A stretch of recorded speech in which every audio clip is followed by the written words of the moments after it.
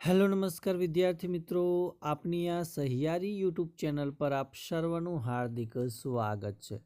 મિત્રો, આજે આપણે વાત કરવાના છે ધોરણ 10 વિષય ગુજરાતી સ્વ અધ્યયન પોથી આધારિત પાઠ 14 જેનું નામ છે જન્મોત્સવ। તો તેનું સંપૂર્ણ સોલ્યુશન આ વિડીયોની અંદર આપણે નિહાળવાના છે। તો આ વિડીયોને અંત સુધી જોવાનું ભૂલતા નહીં। ચેનલ ઉપર જો પ્રથમ વખત આવેલા હો તો ચેનલને સબસ્ક્રાઈબ કરી દેજો અને આ વિડીયોની લિંકને તમારા અન્ય મિત્રો સુધી શેર કરી દેજો। તો વાત કરીશું જન્મોત્સવ। તો અહીંયા સર્જક અને કૃતિની એક ઝલક અહીંયા આપવામાં આવેલી છે। અઘરા શબ્દો પણ આપેલા છે। ત્યારબાદ વાત કરીએ વિભાગ એ કે નીચેના જોડકા યોગ્ય રીતે જોડીને ફરીથી લખવાના છે। તો જન્મોત્સવ, તો એનો જવાબ આવશે ગૃહ પ્રવેશમાંથી લેવામાં આવેલ છે। અને દેવજી, તો ગાંડી થામા માનકી, તારા નંદકુંવરને કોઈ ચોરી નથી ગયું, એ પ્રમાણે એનો જવાબ આવશે। ત્યારબાદ બ છે કે નીચે આપેલા વિકલ્પોમાંથી યોગ્ય વિકલ્પ પસંદ કરી ખાલી જગ્યા પૂરો। ત્રીજો પ્રશ્ન છે કે છાબમાં મૂકેલા ભગવાન ખાલી જગ્યામાં સૂતા છે, તો જવાબ આવશે વટપત્ર। ચોથું, વૃંદાવન દાસ અને એમની મંડળી ખાલી જગ્યાનું શ્રવણ કરતી હતી, તો જવાબ આવશે ભાગવતનું। પાંચમો પ્રશ્ન કે જયાવતી શેઠાણીએ ખાલી જગ્યા ઉપાડ્યું હતું, તો જવાબ આવશે હાલરડું। ખાલી જગ્યાના અવાજમાં માનેકનો કરાંજવાનો અવાજ સ્પષ્ટ સંભળાતો ન હતો, તો એ આવશે ઢોલ નગારાના। સાતમું છે કે દેવકીના ખોળામાં બાળક રૂપે ખાલી જગ્યા ઝૂલવા લાગ્યો, તો જવાબ આવશે તેજપુંજ। આઠમું છે કે વટપત્રમાં સૂતેલા ભગવાનના મોઢા પર ખાલી જગ્યા હાસ્ય હતું, તો જવાબ આવશે ભુવન મોહન। નવમું છે કે સ્ટેશનથી રાતના 11:30 વાગે ખાલી જગ્યા ગાડી પસાર થઈ ચૂકી હતી, તો જવાબ આવશે ગુજરાત મેલ। ક છે કે નીચે આપેલા પ્રશ્નોના એક વાક્યમાં ઉત્તર લખો। 10મો પ્રશ્ન છે કે અસિત કોનો દીકરો હતો, તો અસિત વૃંદાવન દાસનો દીકરો હતો। 11મો પ્રશ્ન છે કે અસિત અમેરિકા જઈને શાનું ખાસ શિક્ષણ પ્રાપ્ત કરી આવ્યો હતો, તો અસિત અમેરિકા જઈને ઇલેક્ટ્રિકલ એન્જિનિયરિંગનું શિક્ષણ પ્રાપ્ત કરી આવ્યો હતો। 12મો પ્રશ્ન કે બસ સ્ટેન્ડ પાસેની ખુલ્લી જગ્યામાં ઝૂંપડામાં છાપરા શેના બનેલા હતા, તો બસ સ્ટેશન પાસેની ખુલ્લી જગ્યામાં ઝૂંપડાના છાપરા ગુણપાટ અને કેરોસીનના કાટ ખાયેલા પતરાના બનેલા હતા। 13મું છે કે બ્રિજના 2 રબર પૂરા કરીને અસિતની કરામત જોવા કોણ ગોઠવાઈ ગયું, તો બ્રિજના 2 રબર પૂરા કરીને અસિતની કરામત જોવા મિત્ર મંડળી ગોઠવાઈ ગઈ। 14મું છે કે રામદીન શરણાઈવાળાએ કયા રાગના સૂર છેડ્યા, તો રામદીન શરણાઈવાળાએ લલિત રાગ અથવા તો ભૈરવી રાગના સૂર છેડ્યા। ત્યારબાદ 15મો પ્રશ્ન છે કે વેલજી ડોસાએ કાનજીના છોકરાને શું કર્યું, તો વેલજી ડોસાએ કાનજીના છોકરાના ટાંટિયા વળાવ્યા। ત્યારબાદ ડ વિભાગ કે નીચે આપેલા પ્રશ્નોના 3-4 વાક્યમાં ઉત્તર લખો। 16મો પ્રશ્ન કે કાનજીની પત્ની માનકીની પરિસ્થિતિનું તમારા શબ્દોમાં વર્ણન કરો, તો કાનજીની પત્ની માનકીની પરિસ્થિતિ અત્યંત દયનીય હતી। તે ગરીબાઈ અને લાચારીમાં જીવતી હતી। તેને કોઈ સંતાન ન હતું અને આ દુઃખ તેને સતત સતાવતું હતું। તેના જીવનમાં બાળક માટેની ઝંખના સ્પષ્ટ દેખાઈ આવતી હતી અને તે હંમેશા ઉદાસ રહેતી। આ બધી બાબતોને લીધે તે માનસિક રીતે ભાંગી પડી હતી। પ્રશ્ન 17, જન્મોત્સવ વાર્તાનું સમાપન શેના સંકેત આપે છે, તો કૃષ્ણ જન્મ દ્વારા વાર્તામાં સામાજિક વિષમતા કે વર્ગભેદનો સંકેત લેખકે સમાપનમાં સ્પષ્ટ કર્યો છે. બપોરના ધૂમધકતા તાપમાં માનેક એના આંધળા પતિ સાથે પતરાની નાનકડી ગાડીમાં પાંગડા દીકરાને બેસાડીને રસ્તા પર ભીખ માગે છે, જે તેમની લાચારી છે. જ્યારે ભગવાન શ્રી કૃષ્ણ મથુરાના રાજા થતાં સૌ સુખી છે. 18મો પ્રશ્ન કે ગોકુળમાં ઉજવાયેલા કૃષ્ણ જન્મોત્સવનું વર્ણન તમારા શબ્દોમાં કરો. તો વસુદેવ કૃષ્ણને લઈ ગોકુળ પહોંચ્યા. ગોકુળમાં કૃષ્ણ જન્મોત્સવ શરૂ થયો. જશોદા મૈયાએ કૃષ્ણ કુંવરને શણગાર્યા છે. નજર ન લાગે એ માટે એના ગાલે મેસનું ટપકું કર્યું છે. આખું ગોકુળ ગામ ટોળે વળ્યું છે. ગોપબાળના હર્ષોલ્લાસથી વનરાજી ગાજી ઉઠી છે. સૌને પંચાજીરીનો પ્રસાદ આપ્યો. શરણાઈએ લલિત રાગ છેડ્યો. અસિત ખેલ પૂરો કરી બહાર આવ્યો. ત્યારબાદ પ્રશ્ન 19, કાનજીએ ભવિષ્યનું કયું દ્રશ્ય જોયું? તો બાળકના સંઘર્ષમય જીવનનું કાનજીએ ભવિષ્યમાં પોતાના નવજાત બાળકના સંઘર્ષમય જીવનનું દ્રશ્ય જોયું. કાનજી જાણે છે કે ગરીબી અને સામાજિક અસમાનતાને કારણે તેના બાળકનું જીવન મુશ્કેલીઓથી ભરેલું હશે. જેલના સળિયા પાછળ જન્મેલું બાળક મુક્ત જીવન જીવી શકશે કે કેમ તે અંગે તેને ચિંતા છે. આ દ્રશ્ય પિતાની વ્યથા અને ગરીબીની કઠોર વાસ્તવિકતા દર્શાવે છે. પ્રશ્ન 20 કે સ્ટેશન પાસે રહેતા 2-3 કુટુંબના રહેઠાણનું વર્ણન કરો. તો ગંદકી અને દુર્ગંધથી ભરેલા સ્ટેશન પાસે રહેતા 2-3 કુટુંબના રહેઠાણ ગંદકી અને દુર્ગંધથી ભરેલા હતા. તેઓ ખુલ્લી જગ્યામાં તૂટેલા ફૂટેલા ઝૂંપડામાં રહેતા હતા. આસપાસ કચરો અને ગંદકી ફેલાયેલી હતી. આ વર્ણન તેમની ગરીબી અને નબળી જીવનશૈલી દર્શાવે છે. આ સ્થળ ધાર્મિક ઉત્સવના આનંદમય વાતાવરણથી તદ્દન વિપરીત હતું. 21મો પ્રશ્ન છે કે ઘડિયાળના 2 કાંટા ભેગા થતા સાથે જ શું થયું? તો ધાર્મિક ઉત્સવ અને દુન્યવી વાસ્તવિકતાનો સંગમ. ઘડિયાળના 2 કાંટા ભેગા થતા સાથે જ 2 સમાંતર ઘટનાઓ બની. એક તરફ મંદિરમાં કૃષ્ણ જન્મનો ઉત્સવ શરૂ થયો, શંખધ્વનિ થયો અને લોકોએ આનંદ વ્યક્ત કર્યો. તો બીજી તરફ જેલમાં કાનજીની પત્નીએ બાળકને જન્મ આપ્યો. ઈ વિભાગ કે નીચે આપેલા પ્રશ્નો 10-12 વાક્યમાં મુદ્દાસર ઉત્તર લખવાના છે. 22મો પ્રશ્ન છે કે જન્મોત્સવ શીર્ષકની યથાર્થતાની ચર્ચા કરો. એક તરફ અંબાલાલના ઘરે પુત્રનો જન્મ આનંદ અને ઉલ્લાસ સાથે ઉજવાય છે, જે કૃષ્ણ જન્મની ઉજવણી જેવો છે. બીજી તરફ ગરીબ અને અશિક્ષિત કુટુંબમાં કાનજી અને દેવજીના ઘરે બાળકનો જન્મ થાય છે, જ્યાં જીવનની કઠોર વાસ્તવિકતા બને છે. બંને જન્મોત્સવની સમાંતર રજૂઆત દ્વારા લેખક સમાજની વિષમતા દર્શાવે છે. પાઠમાં કવિ કહે છે કે જન્મનો સાચો આનંદ ત્યારે જ છે જ્યારે માણસ પોતાનું જીવન માનવ સેવા, પરોપકાર અને સમાજ હિતમાં સમર્પિત કરે. જન્મનો હેતુ માત્ર જીવવું નહીં, પરંતુ માનવતા, કરુણા અને સત્યના માર્ગે ચાલીને જીવનને અર્થપૂર્ણ બનાવવાનો છે. એવો જીવન માર્ગ જ જન્મને સાચો ઉત્સવ બનાવે છે. આમ શીર્ષક વાર્તાના ભાવ અને હેતુને સંપૂર્ણપણે વ્યક્ત કરે છે. ત્યારબાદ 23મો પ્રશ્ન કે કૃષ્ણ જન્મોત્સવ અને બાળ જન્મની વાતને લેખકે સમાંતર રીતે રજૂ કરી છે. એ ધ્યાનમાં રાખીને આ પ્રસંગને તમારા શબ્દોમાં જુદો તારવો.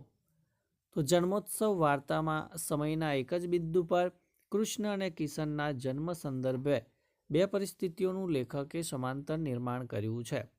કૃષ્ણ જન્મ વખતે આનંદ અને ઉલ્લાસ છે. કિશનના જન્મ વખતે કરુણા અને મજબૂરી છે. કિશનને લઈને કાનજી અને દેવજી વરસાદના પાણી ડહોળતા અંધારી રાત્રે વેલજી ડોહાને ત્યાં જાય છે. વેલજી ડોહો કિશનના ઘૂંટણ મચકોડીને અપંગ બનાવે છે. કાનજી અપંગ કિશનનો ભીખ માગવાના સાધન તરીકે ઉપયોગ કરવા માગે છે. બાળકની ચીસ તેમજ કરુણ રુદન કોઈના હૃદયને સ્પર્શતા નથી. કિશનની માતા માણેકની લાચારી અને પીડા વધારે હૃદયદ્રાવક છે. કાણજી આંધળો છે, દીકરો અપંગ છે, દારૂણ ગરીબી છે, ભીખ માગવા નિર્દોષ બાળકને અપંગ કરે છે. એક બાજુ કૃષ્ણ જન્મનો ઉત્સવ છે, પંચાજીરીનો પ્રસાદ વહેંચાય છે, અન્નકૂટ ભરાય છે.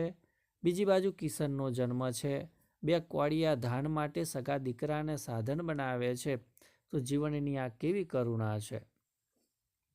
24મો પ્રશ્ન છે કે નવજાત બાળકની કરુણતા વર્ણવો. તો નવજાત બાળક કિશન જન્મતાની સાથે જ તેની માતાનું મૃત્યુ થયું હતું. તેના પિતા અંધ હતા, જેથી બાળકનું ભવિષ્ય અંધકારમય લાગતું હતું. બાળકનો જન્મ અત્યંત ગરીબી અને અંધકારભર્યા વાતાવરણમાં થયો હતો. જન્મના થોડા સમય બાદ જ તેને અનાથાશ્રમમાં મોકલી દેવાની ફરજ પડી હતી. ત્યારબાદ વાત કરીએ વિભાગ સી એટલે કે વ્યાકરણ વિભાગ. 25મો પ્રશ્ન છે કે નીચેના શબ્દોની સાચી જોડણી શોધીને લખો. તો અહીંયા તમે વીજળી, એન્જિનિયરિંગ, તુમુલ, મધુસૂદન, મુહૂર્ત એમ શબ્દો તમે જોઈ શકો છો. 26મો પ્રશ્ન છે કે નીચેના શબ્દોની સાચી સંધિ છોડવાની છે. શ્રવણ તો શ્રો વત્તા અન, સૃષ્ટિ સૂજ વત્તા તી, પવન પો વત્તા અન, ભયંકર તો ભયમ વત્તા કર.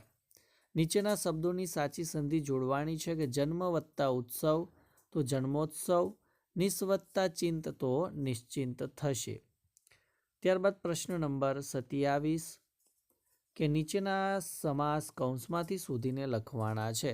તો ગોકુળ તો તત્પુરુષ સમાસ, 3-4 તો દ્વંદ્વ સમાસ, જશોદા તો બહુવ્રીહી સમાસ, કૃષ્ણ જન્મ તો તત્પુરુષ સમાસ આવશે.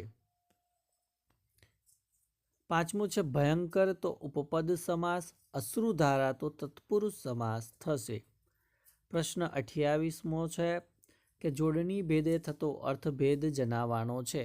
વસુદેવ એટલે શ્રી કૃષ્ણના પિતા અને વાસુદેવ એટલે શ્રી કૃષ્ણ. આકરું એટલે કઠણ અને આકડું એટલે ઝટ ગુસ્સે થનાર. સુર એટલે સુરવીર અને આ રસોવાળો સુર એટલે અવાજ. ગુણ એટલે મૂળ લક્ષણ અને ગુણ એટલે કે થેલો. ત્યારબાદ પ્રશ્ન નંબર 29 કે નીચેની પંક્તિઓનો અલંકાર ઓળખાવાનો છે. કે માણેકના કરુણ ચિત્કારે એમનો પીછો પકડ્યો તો એ સજીવારોપણ અલંકાર છે. છોરો તો છે હાવ કિશન ભગવાન જેવો તો એ છે ઉપમા અલંકાર. માતાની અશ્રુધારામાં નહાતો કિશન જાણે કે પિતાની આંખ સમક્ષ તરવરી ઉઠતા ભાવને જોતો તો એ ઉત્પ્રેક્ષ અલંકાર છે. માણેકની ચીસ એમની પાછળ દોડતી દોડતી આગળ ચાલી તો એ સજીવારોપણ અલંકાર છે. પ્રશ્ન 30 કે નીચેના શબ્દોમાં કયો પ્રત્યય રહેલો છે તે જણાવો. તો ઠાકોરજી એ પર પ્રત્યય, નિસ્બદ્ધતા તો પૂર્વ પ્રત્યય, પરિસ્થિતિ એ પૂર્વ પ્રત્યય આવશે. ત્યારબાદ શેઠાણી તો એ પર પ્રત્યય છે અને નિશ્ચિંત તો એ પૂર્વ પ્રત્યય આવશે. 31મો પ્રશ્ન છે કે નીચેના શબ્દોના સમાનાર્થી શબ્દ લખવાના છે. તરકીબ તો એ આવશે યુક્તિ, તુમુલ તો એ આવશે ભયાનક, લિબાસ તો એ આવશે પોશાક, સૃષ્ટિ તો એ આવશે જગત, પર્વ તો એ ઉત્સવ અને કૃપાળુ તો એ દયાળુ આવશે. પ્રશ્ન નંબર 32 આમાંથી આપણે સંજ્ઞા શોધવાની છે. તો કૃષ્ણ તો એ વ્યક્તિવાચક સંજ્ઞા છે, જમુના તો વ્યક્તિવાચક સંજ્ઞા છે, પાણી તો દ્રવ્યવાચક સંજ્ઞા છે, રુદન તો ભાવવાચક સંજ્ઞા, મંડળી તો સમૂહવાચક સંજ્ઞા, રોટલો તો જાતિવાચક સંજ્ઞા, કુટુંબ તો સમૂહવાચક સંજ્ઞા થશે. 33મો પ્રશ્ન છે કે ભાઈ નીચેના રૂઢિપ્રયોગનો અર્થ આપવાનો છે. તો તરકીબ રચવી એટલે કે યુક્તિ કરવી, પરોવાઈ જવું એટલે કાર્યમાં લાગી જવું, ટાંટિયા વાળી લેવા એટલે કે આરામ કરવો, લીલા સમેટાઈ જવી એટલે કે જીવનનો અંત આવવો, સરી જવું એટલે ધીમેથી નીકળી જવું, પ્રણય ગોષ્ઠી કરવી એટલે કે પ્રેમભરી વાતો કરવી, પીછો પકડવો એટલે પાછળ પડવું, સુમસામ હોવું એટલે કે શાંત હોવું અથવા એકલું હોવું, જાગતું થવું એટલે સભાન થવું, વનરાજી ગાજી ઉઠવી એટલે કે વનસ્પતિ 16 કળાએ ખીલી ઉઠવી. ગડગડા થઈ જવું એટલે કે ભાવુક થઈ જવું.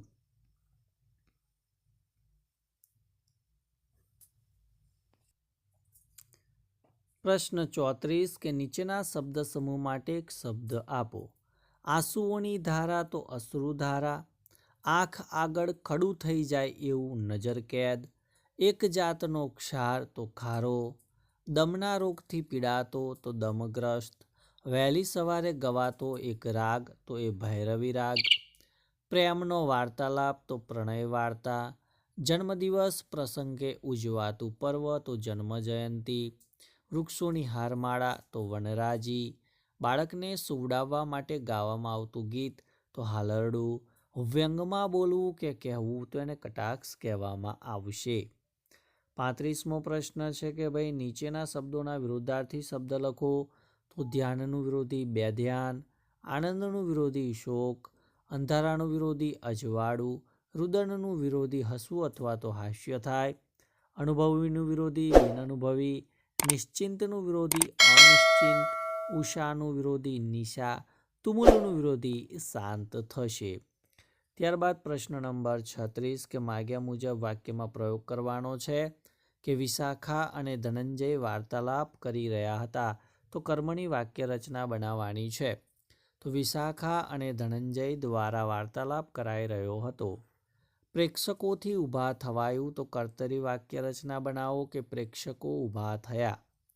જયાવતી શેઠાણીએ હાલરડું ઉપાડ્યું. કર્મની વાક્ય રચના બનાવવાની છે કે જયાવતી શેઠાણીથી હાલરડું ઉપાડાયું. ચોથું છે કે અસિતથી ભારે કરામત કરાઈ હતી તો કર્તરી વાક્ય રચના બનાવવાની છે કે અસિતે ભારે કરામત કરી હતી. પાંચમું છે કે જશોદા મૈયાએ કૃષ્ણ કુંવરને શણગાર્યા તો કર્મની વાક્ય રચના બનાવવાની છે કે જશોદા મૈયાથી કૃષ્ણ કુંવરને શણગારાય છે. પ્રશ્ન 37મો છે કે ભાઈ તળપદા શબ્દોનું શિષ્ટ રૂપ આપવાનું છે. તો થિયો તો થયો. મેલો તો મેળો. ભાડ તો જોવું. કુણ તો કોય. ઈમા તો એમાં. બચાડી તો બિચારી. સાંભળહે તો સાંભળશે. હારે તો સાથે. ભાડ્યું તો જોયું. હોનાના તો સોનાનું. ભાઈ તો ભાઈ. હાવ તો સાવ. ડોહા તો ઘરડું વ્યક્તિ હોય ડોસા હોય એને આપણે કહીએ છીએ. 38મો પ્રશ્ન છે કે નીચેના વાક્યમાંથી વિશેષણ શોધી આપણે એનો પ્રકાર જણાવવાનો છે કે તમે જ જાઓ ને મારા ભાઈ. તો એમાં મારા એ સાર્વનામિક વિશેષણ છે. ઘડિયાળમાં 11:30 થયા હતા તો 11:30 એ સમયવાચક વિશેષણ છે. એક ઝૂંપડામાં ફગફગીયો દીવો ટમટમતો હતો તો ફગફગીયો એ ગુણવાચક વિશેષણ છે. હોનાના હિંડોળે ઝૂલતી ના હોત તો હોનાના એ દ્રવ્યવાચક વિશેષણ છે. પોતે આંધળો છે તો આંધળો એ ગુણવાચક વિશેષણ છે. છઠ્ઠાની અંદર અડધો કલાક જ વાર હતી તો અડધો કલાક એ સમયવાચક વિશેષણ ગણાય છે. 39મો પ્રશ્ન છે કે નીચેના વાક્યમાંથી ક્રિયા વિશેષણ શોધી તેનો પ્રકાર આપણે જણાવવાનો છે. તો ઘડિયાળમાં 11:30 થતા હતા હવે અડધા કલાકની જ વાર હતી તો હવે એ સમયવાચક છે. સ્ટેશનના ઘડિયાળના કાંટા પણ એકબીજાની નજીક આવતા હતા તો નજીક એ સ્થળવાચક છે. માના ખોળામાં બેસીને માતાની અશ્રુધારામાં નહાતો કિશન તો ખોળામાં એ પણ સ્થળનો ઉલ્લેખ કરે છે. ધનંજય અને વિશાખા ઉપલા માળે બધાની નજર સરકાવી ચડી ગયા તો ઉપલો માળ એ સ્થળવાચક. માણેકની ચીસ એમની પાછળ દોડતી દોડતી ચાલી તો પાછળ એ પણ સ્થળનો ઉલ્લેખ કરે છે. ત્યારબાદ અલંકાર એટલે શું છે, એના પ્રકાર કયા છે, એના વિશે અહીંયા માહિતી આપેલી છે એ તમારે જોવાની છે. ત્યારબાદ 41મો જે પ્રશ્ન છે કે ભાઈ જેની અંદર આપણને કહ્યું છે કે નીચે આપેલા શબ્દોના ધ્વનિ ઘટકો સ્વર અને વ્યંજન આપણે છૂટા પાડવાના છે એ તમે જોઈ શકો છો. 42ની અંદર માગ્યા મુજબ વાક્યમાં પ્રયોગ કરવાનો છે કે કાનજીએ દેવજી આગળ ચાલ્યા તો પ્રેરક વાક્ય રચના બનાવવાની છે કે કાનજીએ દેવજીને આગળ ચલાવ્યા. બીજો વધારે આંકડો થઈને ચાલ્યો તો ભાવે વાક્ય રચના બનાવવાની છે કે બીજાથી વધારે આંકડું થઈને ચલાયું. ભગવાન ગોકુળ પહોંચ્યા તો પ્રેરક વાક્ય બનાવવાનું છે કે નંદ બાબાએ ભગવાનને ગોકુળ પહોંચાડ્યા. બધા એણે વીંટળાઈ વળીને શાબાશી આપવા લાગ્યા. તો ભાવે વાક્ય રચના બનાવો કે બધાથી એને વીંટળાઈ વળીને શાબાશી અપાવવા લાગી. વિભાગ ડી છે જે લેખન વિભાગ છે, જેની અંદર તમારા ગામમાં ઉજવાયેલ જન્માષ્ટમી મહોત્સવનો અહેવાલ આશરે 100 શબ્દોમાં આપણે લખવાનો છે. તો મિત્રો અહીંયા એક નમૂનો આપેલો છે, તમે જોઈ શકો છો કે દર વર્ષે ભાદરવા માસની કૃષ્ણ અષ્ટમીના પાવન દિવસે ભગવાન શ્રી કૃષ્ણનો જન્મોત્સવ રૂપે જન્માષ્ટમી મહોત્સવ સમગ્ર દેશભરમાં ઉત્સાહપૂર્વક ઉજવવામાં આવે છે. એ જ રીતે અમારા ગામમાં પણ આ પાવન તહેવાર અત્યંત શ્રદ્ધા, ભક્તિ અને આનંદભેર ઉજવાયો. મહોત્સવની શરૂઆત વહેલી સવારથી મંદિરોમાં મંગલ આરતી સાથે કરવામાં આવી. ગામના મુખ્ય કૃષ્ણ મંદિરને ફૂલમાળા, રંગબેરંગી લાઇટો અને તોરણોથી સજાવવામાં આવ્યું હતું. દિવસ દરમિયાન ભજન, કીર્તન અને શ્રીકૃષ્ણની બાળલીલાઓનું વર્ણન કરતી પ્રવચનો યોજાયા. સાંજે ગામના યુવાનો દ્વારા રાસલીલા અને કૃષ્ણલીલા નાટકનું સુંદર આયોજન કરવામાં આવ્યું, જેને જોવા માટે મોટી સંખ્યામાં ગ્રામજનો હાજર રહ્યા. મધ્યરાત્રિએ શ્રીકૃષ્ણના જન્મ સમયે વિશેષ આરતી કરવામાં આવી અને નંદ ઘેર આનંદ ભયોના જયઘોષ સાથે મીઠાઈ અને પ્રસાદનું વિતરણ કરવામાં આવ્યું. આ મહોત્સવે ગામના તમામ લોકોમાં ભાઈચારો, સંસ્કાર અને ધાર્મિક ભાવના પ્રગટ કરી. જન્માષ્ટમી મહોત્સવ સૌ માટે આનંદ અને આધ્યાત્મિક શાંતિનો સ્ત્રોત બની ગયો. ત્યારબાદ બીજો પ્રશ્ન છે કે નીચે આપેલા ગદ્યખંડનો આશરે ત્રીજા ભાગમાં સંક્ષેપ કરી તેને યોગ્ય શીર્ષક આપવાનું. તો અહીંયા જે ગદ્યખંડ આપેલો છે એ ગદ્યખંડ તમારે જોઈ લેવાનો છે. હવે એનું આપણે સંક્ષેપીકરણ જોઈ લઈએ. તો શીર્ષક આવશે ભાષા અને સંસ્કૃતિનો અખૂટ સંબંધ. તો ભાષા માત્ર વાતચીતનું સાધન નથી, પરંતુ સંસ્કૃતિનું જીવંત પ્રતિબિંબ છે. સંસ્કૃતિના વિચારો, ભાવનાઓ, મૂલ્યો અને પરંપરાઓ ભાષા દ્વારા જ વ્યક્ત થાય છે. આર્ય સંસ્કૃતિ આર્ય ભાષાઓમાં જીવંત રહી છે અને જ્યારે તે ભાષાનો ઉપયોગ સાહિત્ય કે ગીતોમાં થાય ત્યારે તેનો અર્થ અને અસર વધુ ઊંડા બને છે. ગીતોમાં સ્થિતપ્રજ્ઞના લક્ષણો જેવા વિચારો વાંચતા કે બોલતા મનમાં ભક્તિ, શાંતિ અને આનંદનો અનુભવ થાય છે. ભાષાનો પ્રભાવ તેના મૂળ સંસ્કૃતિમાંથી આવે છે, તેથી તે સંસ્કારસભર બને છે. ભાષા વ્યક્તિની ઓળખ ઘડે છે અને સંસ્કૃતિને આગળ વધારવાનું કામ કરે છે. ગુજરાતી ભાષા પણ ભારતીય સંસ્કૃતિ સાથે ગાઢ રીતે જોડાયેલી છે અને એ કારણે તે વધુ સમૃદ્ધ અને ગૌરવસભર બની છે. તો વિદ્યાર્થી મિત્રો, આ હતું ધોરણ 10 વિષય ગુજરાતીની અંદર જન્મોત્સવ સ્વઅધ્યયન પોથી સંપૂર્ણ સોલ્યુશન નિહાળ્યું. તો આ વિડીયો ચોક્કસથી તમને ગમ્યો હોય તો વિડીયોને લાઇક કરી દેજો, શેર કરી દેજો અને ચેનલને સબસ્ક્રાઈબ કરી દેજો. Thank you. આભાર.